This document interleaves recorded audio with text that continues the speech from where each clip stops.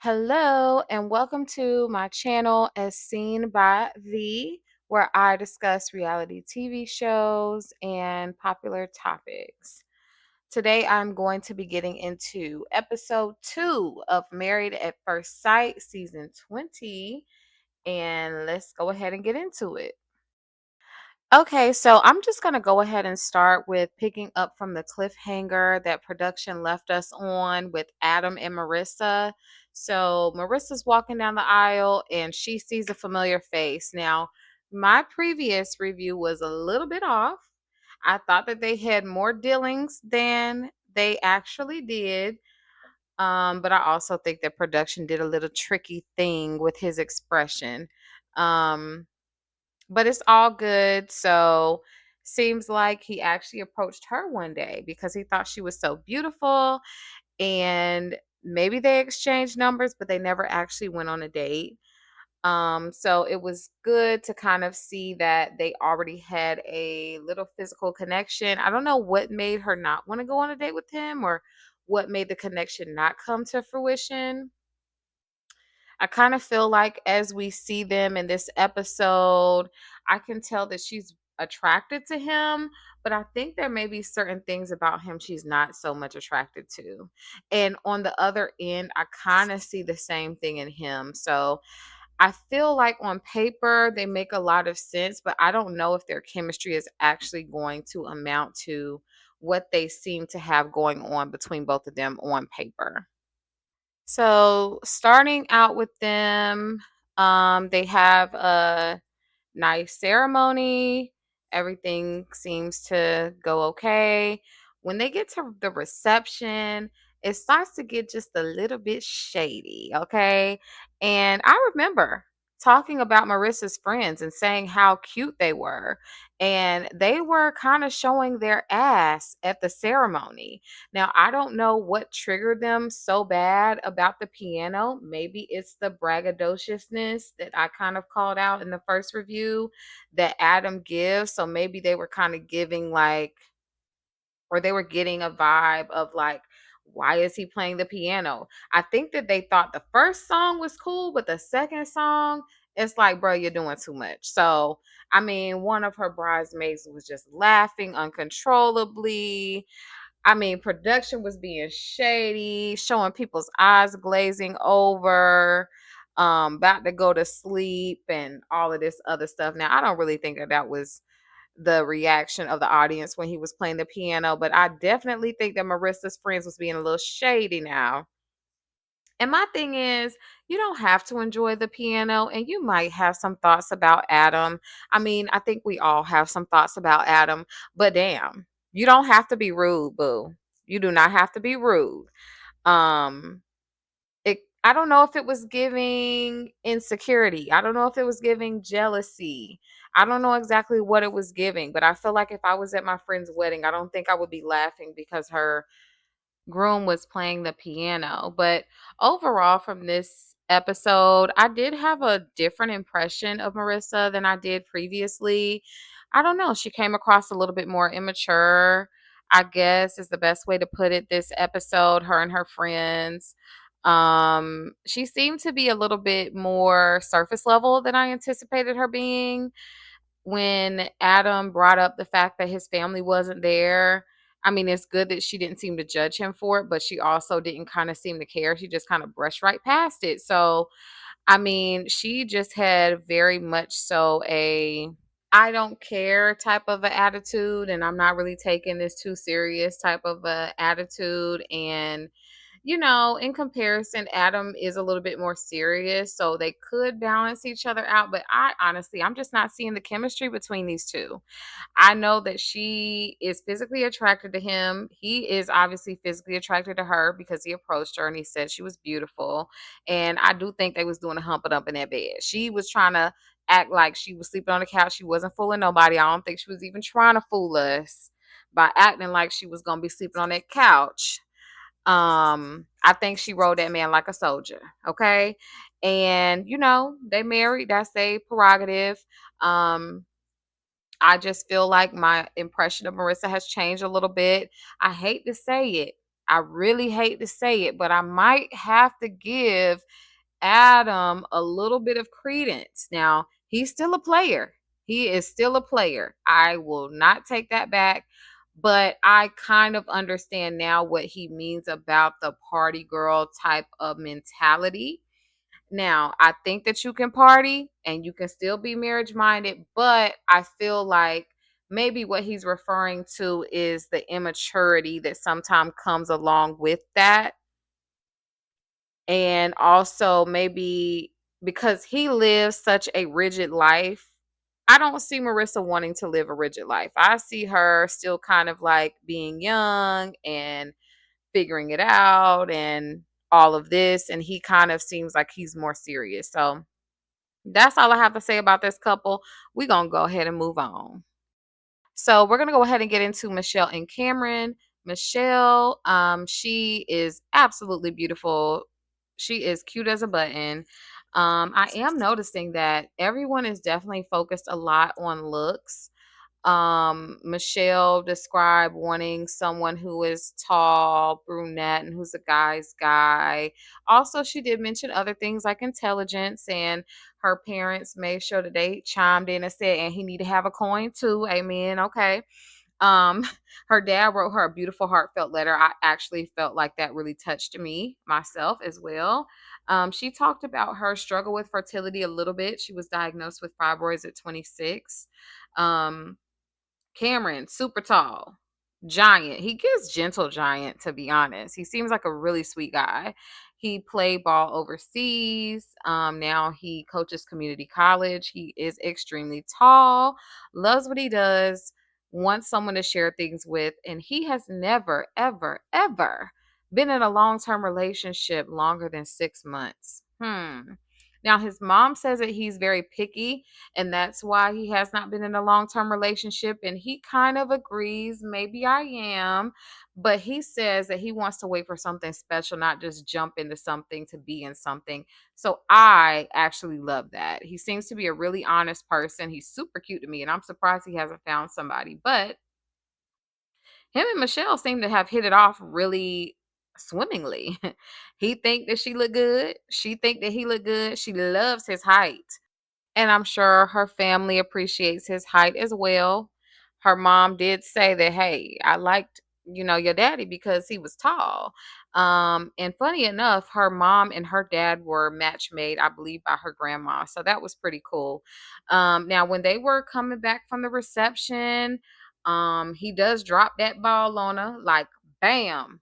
I ain't never been in no long-term relationship. I don't have any experience in that area, and she does make a good point. Like, oh, that kind of makes me nervous that you might be a little bit nitpicky.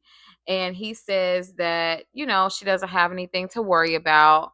But other than that, it seems like these two got along really well.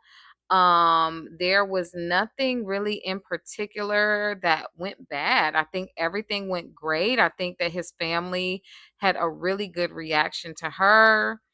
I don't know if I saw much of a reaction from her family about him, but I'm sure that they love him.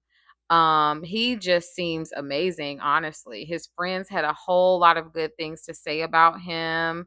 So that was awesome. We're going to go ahead and keep it moving. So we're going to jump back into Felipe and beautiful Tori. So they have their reception. And a couple things I want to point out about this couple. Now, we already know that Felipe has a wonderful, loving family. His mom was talking about how the whole family is just so charmed by Tori. Of course, they are. I mean, she's beautiful, she's lovely. She's a little reserved, but she also seems to have a really, really good personality. His mom said that, oh, it feels like a dream. We just love her so much already. And, Felipe said, I feel like I'm dreaming too. We know that he is head over heels in love already with this woman. He love her dirty drawers already. Don't know nothing about her yet. But what I did have questions about is that speech by the best man. Now, we have seen some best man and maid of honor speeches have some humor to it, but This one, it felt more like a confession. It felt more like a foreshadowing or a warning of some sort. And I want to know what's in store for our beautiful Tori, our beautiful, sweet Tori. Who is she really being involved with? Because when the best man talks about all of the experiences that him and Felipe have engaged in together, like going to sweaty dance parties and attending questionable things in questionable places, and how he has an overinflated ego. And he really drives that point home about the sweaty dance parties. And they travel all around to do it. What is Felipe really doing behind closed doors? And who is he really? And has he been to a clinic in the last 6 months? I have questions. I need answers. I'm really worried for my beautiful Tori because he does not seem like he lives a wholesome life in the slightest. It seems like he's the guy that is the wild, crazy party animal that everybody calls when they want to get wild and crazy. And I don't really know what his motivation truly is for getting married, because it seems like he's been living that lifestyle up until he got married. And I know that he has beautiful Tori here. And so he said he wants to make sure that she falls in love and he wants to put his best foot forward. But again, it's hard to give up those bad habits. And has he truly moved past that? It doesn't seem like there's been any time where he has gotten himself together to be a husband. So I don't know if Tori is going to find a husband in him. We'll have to see how that ends up. But I gave him the benefit of the doubt last episode. But this episode, I'm a little scared for my girl. I'm just a little bit scared. All right. So we're going to go ahead and move on to the next couple. So the next couple is going to be Mecca and Belle Jolie. And y'all know I love this couple for the first episode. And I still love this couple. I still love the couple. But Mecca is trying on my nerves. Okay. He's trying on my nerves. So I think for this one, we kind of start out with the reception, and Mecca's father. Mecca's father is talking to Belle Jolie, and if I'm not mistaken, I feel like he had a little glimmer in his eye. Like, I know you married to my son, but if I could, I would. Now, y'all tell me what y'all think about that, because I'm thinking that Mecca's daddy is into Belle Jolie and he feel like he could treat her better than Mecca ever could. And I kind of don't put it past him, given what he has been doing and saying and how he's been acting. And I think he's a fun guy. And I really love fun people. I like people who are outgoing and extroverted. I love people who are introverted too. I'm not saying that, but I liked his personality, but I just feel like he was just looking at her a little bit too long and saying certain things, that just gave me the indication that he might have been interested in her. Um, but anyway, he asks her, what does she think about Mecca? And she says, I think that he's great. He's a 9 to me. And the dad is saying, wow. He kind of seemed like he was surprised. And I kind of feel like he was trying to throw a little bit of salt in Mecca game, if you ask me, because he should be happy that she thinks that he's an 8 or a 9. Why would he be trying to give any type of pushback on the 8 or the 9 from the wife now? Questions that need answers, okay? And then I noticed that Mecca's daddy, he told a little bit of a story now.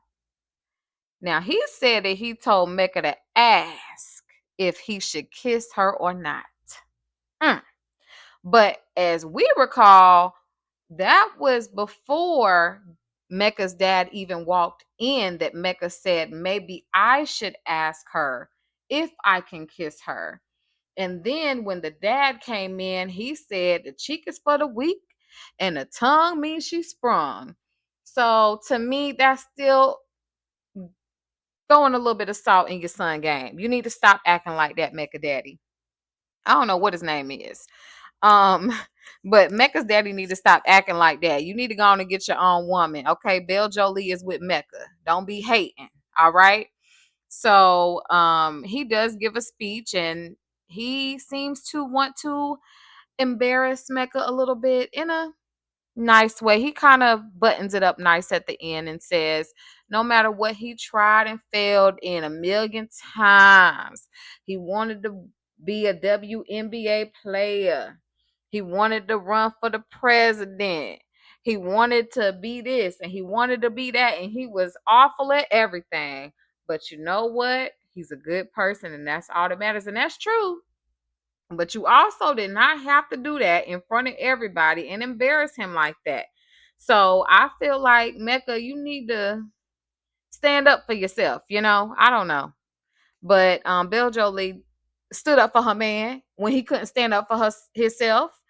And said, don't be doing my husband like that. Don't be talking about my husband like that. And you know what? That might be somebody that he needs. He might need somebody that can stand up for him and defend him. Now, I got my issues with Mecca's daddy, but I also have my issues with Mecca, you know, because he is still stuck on that kiss and he's losing me because it seems like he's trying to rush into the intimacy. I mean, when I was watching the show, he almost made it seem as if he could, he would have laid her out right there in front of the ceremony and got up on top of her. So I'm wondering, what is your purpose for getting married? Is it just to be intimate, or did you want to build a life with somebody?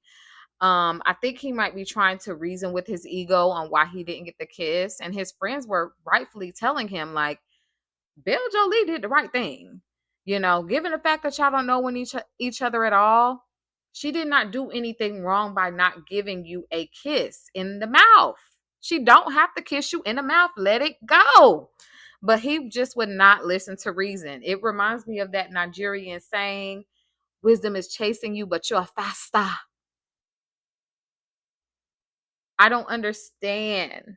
With Mecca, it's like I like him, but I am sensing that he is very much so in a rush to get to the intimacy. And I don't see how he feels like he can have any expectations for the wedding night when she has already drawn a clear boundary that she did not want the kiss. So for you to think that there's going to be anything that's going to be happening, right? And I mean, things can change and people can change their mind. Maybe she would have been feeling like she's in the moment and wanting to do that. But in his mind, he should not be thinking that because she's already drawn a clear boundary. So his friends do tell him, you don't need to have any expectations at all. He didn't seem to like that. And so for him, and I just did not like how he was really focused on the intimacy. It's not going to happen. And I love what Belle Jolie said. We need to focus on the friendship first. And you do have to slow these men down.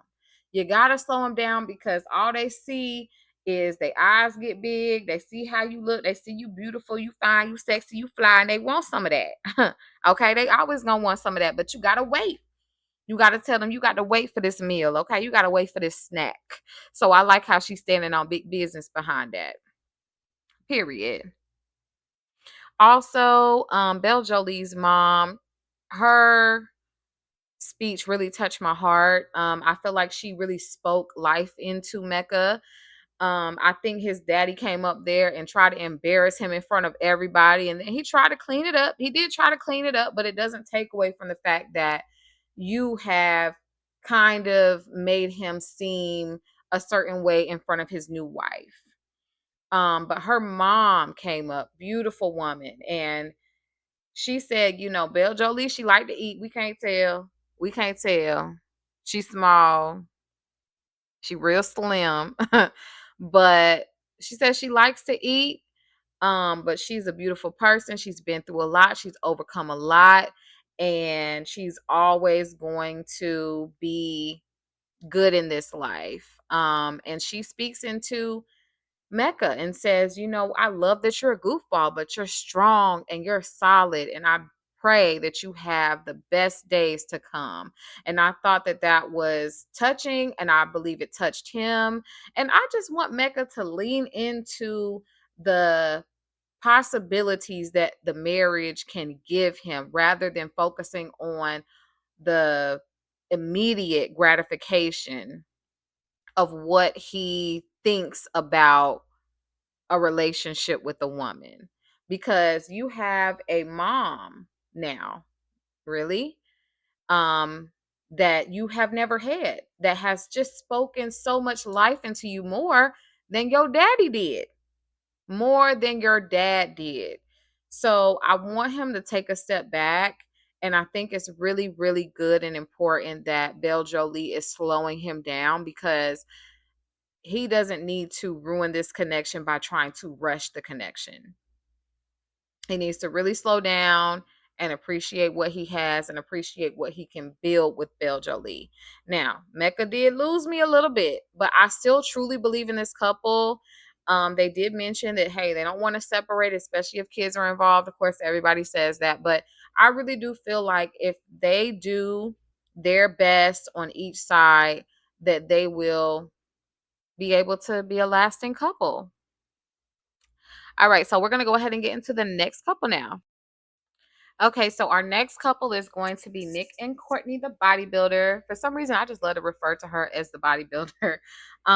But we kind of get introduced to them first, and then we do get to see their wedding. So they're kind of going through the matchmaking process, and a lot of the things that they say do match up, as with most of the other couples. A couple things they say that they have in common is they are both leaning conservative. Now, they both do this thing where they try to say, I'm fiscally conservative, but I'm socially liberal, which is a crock of BS, in my opinion.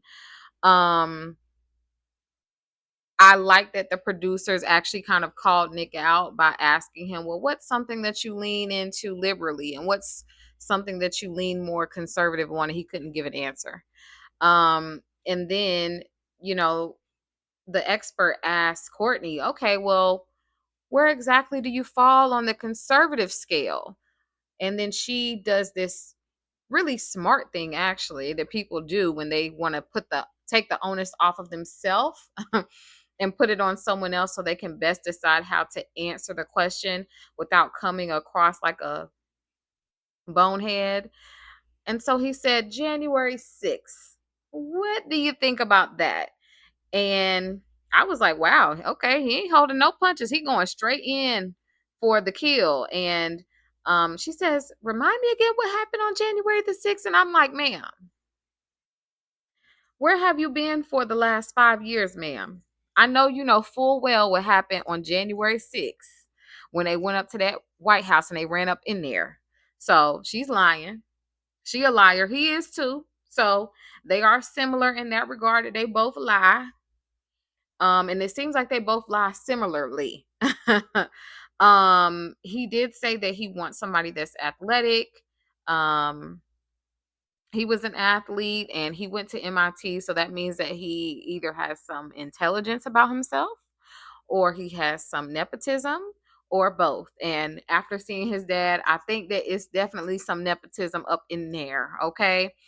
But she seems very impressed with the fact that he went to MIT when they actually do get to meet each other.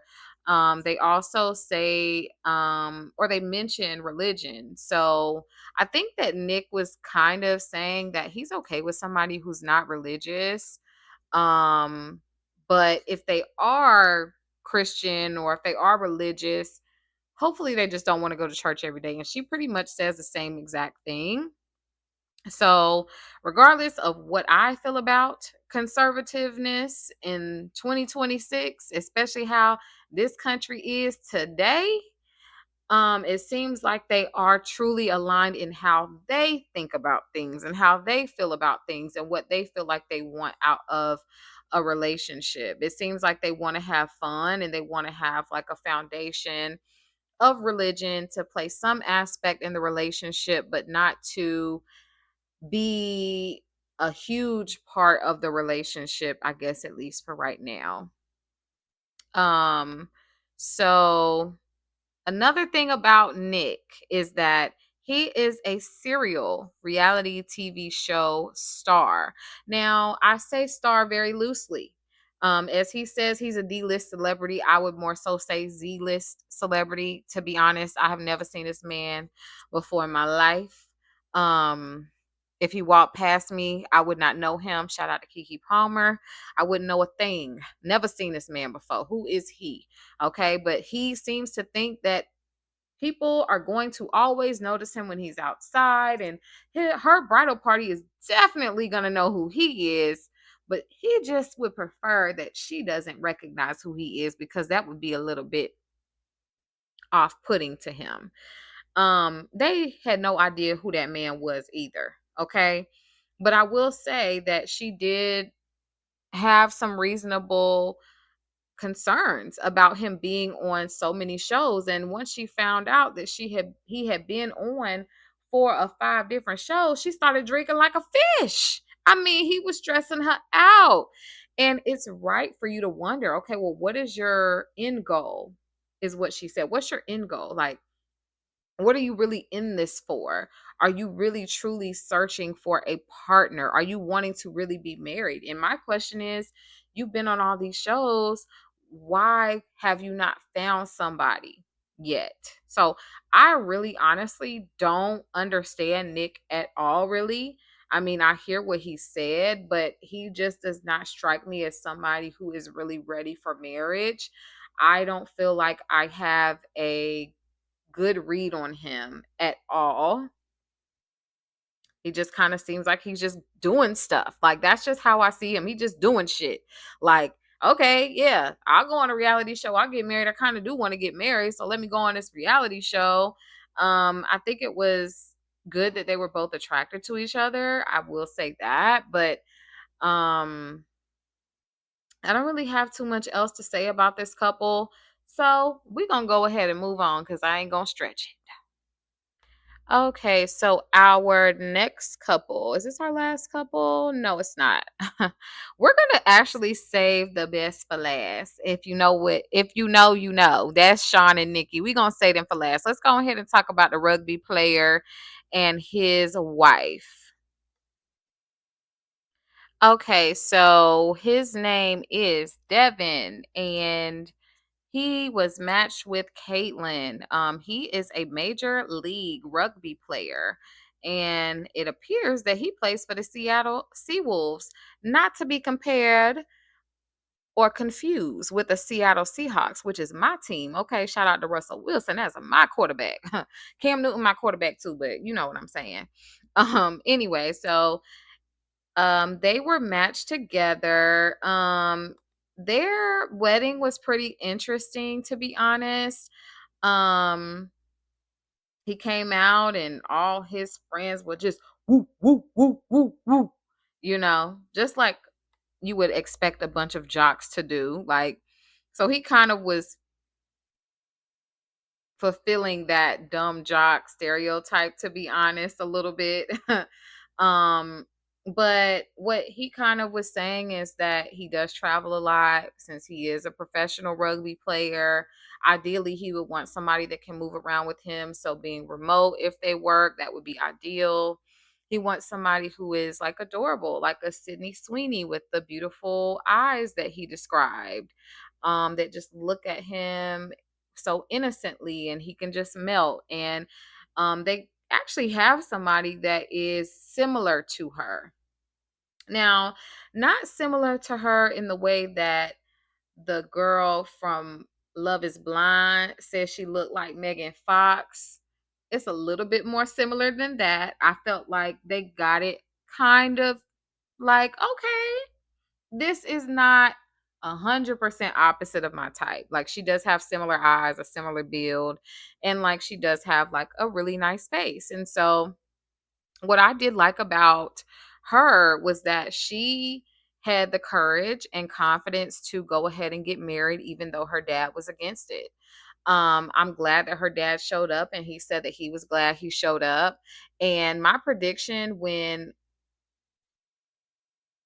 Devin came out was that I think that the dad is going to end up liking him. I don't think that this is going to be something that is going to ruin their marriage. Just something about the energy of Devin when he came out. I was like, they probably going to relate on sports or something. He going to get over it, you know? But I definitely appreciate him being concerned about his daughter as he should, right? So he gets up and he give his little "well, I object" speech, which it was more so like I'm gonna support her. I don't agree with none of this. This is crazy as hell. I don't know why y'all people doing this stuff. Y'all stressing me out. I don't understand this new generation. I'm traditional. I don't know nothing about all this. But since I trust her and that's my daughter and it's her life, I'm going to let her have it and I ain't going to really object. I'm just going to let you know where I stand. And what I did notice is they seem to have pretty similar personalities. They was doing a lot of cussing. We heard a lot of F bombs. Um and they were really attracted to each other as well. And yeah, her dad ended up coming around. So I think that they could potentially have a good couple, a good matching. I think that they are both adventurous. She definitely does work remotely. I think she said she works in marketing. She also picked up being a makeup artist and she does a spin class. So, that's a traditional Instagram couple for you. Like I see them making content together. I definitely see her being a wag for him. And that's all I really got to say about them. So now we going to get on to Sean and Miss Nikki Baby, honey. So Nikki is absolutely freaking beautiful to me. Also, y'all let me know, does she look kind of like his mom? I feel like she looks like she could be his mom's daughter. But Nikki is so beautiful. She's very accomplished. She talks about coming from humble beginnings, as does he. He went on to become a doctor. He was always very advanced and gifted in school. And for her, she actually majored in neuroscience at one point and then changed to some sort of psychology, maybe clinical psychology. So they talked about that. Sean talks about having dated um, some Miss America pageant participants, and somehow didn't think that they were good enough, maybe, or maybe they ghosted him. I mean, he's gonna brag about the roster, but that doesn't mean that he actually had them as he's kind of indicating that he did. But he said that he has dated women who looked like a 10, but they didn't have much substance, or then he compromised for women who didn't look like a 10, or he wasn't that attracted to, but they had the substance. So what he said is he wanted a 10 out of 10 in all areas. So to me, I'm thinking, wait, you want a 10 out of 10 in all areas, baby? Are you a 10 out of 10 in all areas? And the reason why I say that is because you're saying you want a 10 out of 10. You didn't say, I can take an 8 here, I can take a 7 here. You said you want a perfect 10, and you said that you're not going to settle for anything less. And so now Miss Nikki Baby is in front of you with her beautiful, fine, sexy self. And you saying, well, now I got it. Okay. So now on Nikki's side, before they get to the wedding, she is really touched by his gift. It was a beautiful pendant. It had the wedding date on it. But Nikki, Miss Nikki Baby, she is hilarious. She she comes out, sees her husband, and wondering still where her husband at. Now I don't know if she was saying, I know this can't possibly be the man that I'm marrying. He got to be somewhere around here, but I don't see him. I know it ain't this person. Was it that, or did she just not understand the concept of married at first sight? Did she not know that she was walking up to the husband? Who did she think this man was? So then when she realizes that this is the husband, to me, she had a look of disappointment that she was really trying to hide. But I don't think that that's the man that she wanted. And she did admit that, hey, I'm not physically attracted to him, but I do think it can grow. Now, what she messed up at is if she was really going to be strong on needing to be physically attracted, then she should have made that known to the experts, because it seems like this year they're trying to give people what they're asking for in the looks department and as much as they can for the other areas. So she should have stood strong on that. And maybe they would have found somebody for her, or maybe they would have just let her go on about her business, you know? Um, but she did say, like, hey, he doesn't have to be tall. I've been attracted to people's mind. I'm a sapiosexual.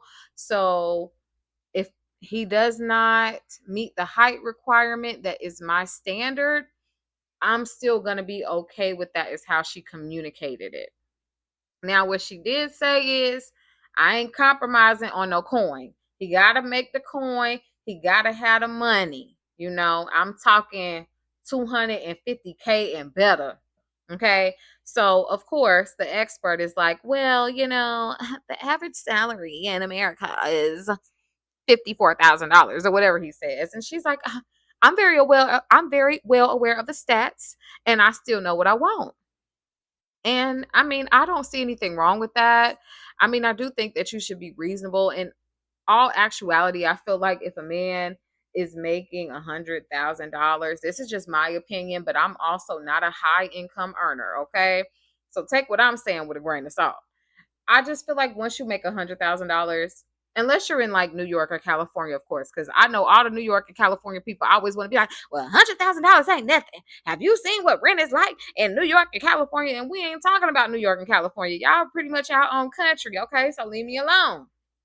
But in my opinion, once you get to $100,000, it's like you can probably increase that amount of money significantly, because you're already in like the top, what, 10% or 1%, I don't know. But I have no problem with her having a financial boundary.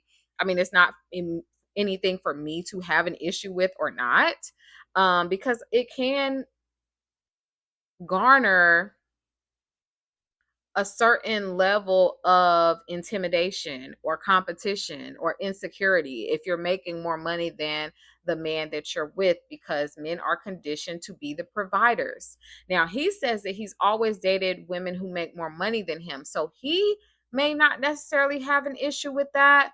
But in general, we see it all the time where if you're making more money than a man, he ends up having an issue with that, even if he says initially he doesn't have an issue with that, or he actually prefers it. So that it is very smart to have some sort of financial standard, especially if you are a high income earning woman, a career woman. You want to have somebody that is making on your level or better. And if they ain't on your level, they need to be very close to it and being able to get to it. That's just my spiel. So anyway, moving on with Sean and Miss Nikki baby here. They meet at the altar. Um they are they do share a kiss. They actually jump the broom, which was nice. And then Sean immediately creeps me all the way out. Okay. And I think he's creeping everybody else out too, except for his bonehead friends who think it's funny and cute and are dapping him up. Okay. So he's talking to his friend, and he is just talking about the honeymoon. Actually, let's go back a little bit, because he was talking to the expert and, saying stuff like, he wants kids and he's open to adoption. He also manages to say, actually, you know what? If we had a honeymoon baby, that would be great. I would be ready for that right now. And so that already made me feel a little icked out. I'm not gonna lie. I always hate when the men start talking about having intimacy with the wife before they have even met her. I do not like that. Every single time that happens, it creeps me out. Okay. So they done got married and everything, and now they at the reception, and Sean, who I must call now Sean the Freakazoid. He is a freakalik. He is a freakazoid, and he honestly creeps me out a little bit. He's talking to his friend, and the friend is saying, it's worth the wait. Sean has previously said that he rushes to the physical, and he is just overly concerned with the physical intimacy on the first night with this woman. Okay. And the friend is saying, love is patient, love is kind. And in return, he says, should I put on music and put on the Speedos? Now, I ain't the smartest person in the world, but that's pretty much the opposite of what the friend was saying. And I don't know if the friends just know what to say on camera to make themselves look good and to make it seem like they're giving them really good advice, reasonable advice, because usually birds of a feather flock together. So I don't know if his friend really, really is the type of person to say, you need to wait, you need to be patient, or if he's the type that's gonna be full force like Sean is. And then to add the icing to the freakazoid cake, he goes and tries to do this cringy lap dance on Miss Nikki Baby. Okay. And it is not enticing or titillating at all to anybody but him and his bros. Okay. He takes off her garter belt and she just looks so uncomfortable. Now, Nikki Baby is fine. She is fine as hell. But I just feel like he is being completely disrespectful of her boundaries. He's not thinking about her comfort. Her friends were in the back, like, it's the first day. It's the first day. What are you doing? Get your nasty ass up. And his bros are giving him daps and stuff. And so it seems like he has a whole freaky crew. Like they the creep squad. If you have watched Love and Hip Hop New York, you know what I'm talking about. It's given that y'all are the freak squad, the creep squad. And then he takes it a bit further. Now, to me, he seems like he's a person that cannot take rejection well. And for him to have dated all these beautiful women, he just seems insecure. I don't know if it's the short man syndrome or not, but Miss Nikki Baby has decided that, she's going to put the pause on the physical, probably because he has scared the living daylights out of her with that lap dance and taking off her garter belt. And she's like, hell nah, you doing too much too soon. I don't even want all that. I ain't even really physically attracted to you like that at this point. So, in her words, she said he's going for an escalation, and I'm trying to stop that escalation because he escalating and he doing too much. He doing too much escalating, okay? And I ain't really feeling that. Now, she does let him sleep in the bed, and he is throwing shade at the lady left and right. Quicker than she can even catch it, he throwing it. She's taking off her makeup and she says, oh, how do I look without makeup? And then he kind of makes a joke about it. And she said, please, like she knows she fine. She said, I look just the same. And I said, I know that's right, queen. And then he asked for a kiss and she said, well, let's hold off on that. And he gets pissed off. Now he doesn't go off, but he's not taking the rejection well. And then he continues to be passive aggressive through the night until the lights go off and saying, well, you're being so generous to let me sleep in the bed with you. And just saying these little passive aggressive comments. And I just really do not like that. Um, he said, "Thanks for your generosity and overextending yourself," is what I wrote down. It's just like he got all snooty and mad and offended because she didn't want the kiss. And I mean, you can feel this type of way, but his reaction says everything. I feel like it doesn't take a lot to consider her position in this. Like, she is not fully attracted to him. And I mean, I'm sure that he probably has an idea that maybe not everyone is attracted to him, but also that this is your first day meeting. So again, I'm not understanding the entitlement to the intimacy on Sean's part. Sean is really creeping me out. Now, Mecca, he was doing a bit much, but he was not being creepy with it. And he did not press himself on to Belle. I feel like Sean is really crossing a lot of boundaries, in my opinion. I feel like he's showing a disregard to her comfort, like I said. I think that if he continues to be this way, it's really not going to be good for the relationship. I think that she's open to getting to know him. She wants to see if something can come from it, but she's just not attracted to him right now. But he also doesn't need to have a hissy fit about it. So that's what I have to say about this episode, y'all. My predictions are that I think that everybody is going to do okay. I don't really have a lot of faith for Adam and Marissa, to be honest, after this episode. And I don't have any faith at all for Sean and Miss Nikki Baby, because Sean is a freakazoid and we need to keep an eye on him. Okay. We need to make sure that he is understanding that this woman, if she don't want you, she don't want you. And you need to go on about your business. Okay. And it's really not funny, but that's all I have to say about this episode. This episode, I don't feel like it was as good as the first one, but there was a lot to talk about. So I will see y'all for the next episodes that will be dropping, I think, on Thursday. I hope you all have enjoyed the review. This is my second review, so it's gonna continue to get better. I did get a mic. It's not a perfect mic, but I got one.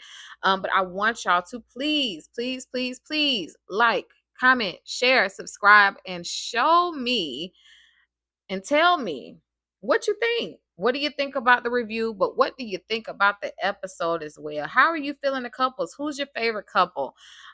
Even though I have had some issues with Mecca and Belle Jolie, my top couple. Hands down, my top couple. I feel like I see so much potential in this relationship that I'm really, really rooting for them. So let me know who you're rooting for. Let me know what you like, what you didn't like, how you feeling, how you doing. I'm out. Bye, family.